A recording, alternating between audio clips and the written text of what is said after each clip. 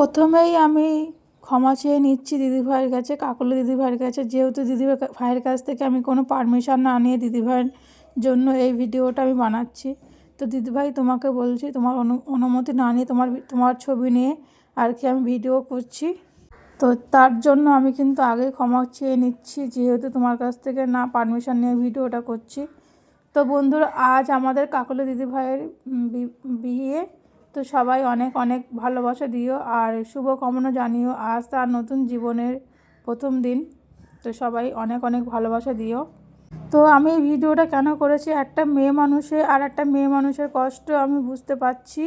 তো দাদা ভাইয়ের জন্য খুবই কষ্ট পাচ্ছে দিদিভাই। তো দিদিভাই, তুমি কষ্ট পেও না, কিন্তু তোমার এই কষ্টটা আমি হয়তো সান্ত্বনা দিতে পারি, বাট তোমার এই কষ্টটা আমি নিতে পারবো না।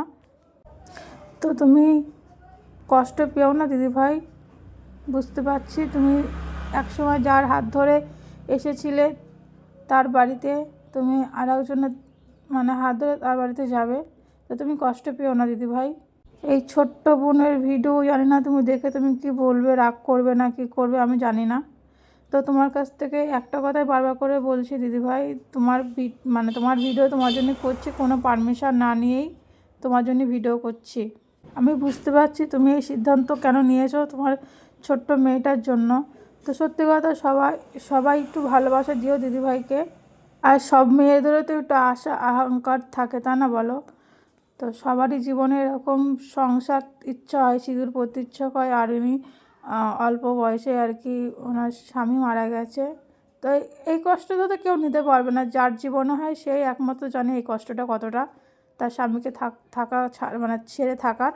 আমি এরকম ধরনের কখনো ভিডিও করি না, কিন্তু দিদিভাইয়ের যত ভিডিও দেখি ততই না অবাক হয়ে যায় যে এই মানুষটা কত শক্ত, তা না বলে একা হাতে কত রকম কাজ করে। আর যাদের জীবনে স্বামী নেই, তো তার জীবনে কেউ নেই, যতই তার মা বাবা থাকুক না কেন, স্বামী হয়, স্বামীর জায়গাটা কেউ নিতে পারে না।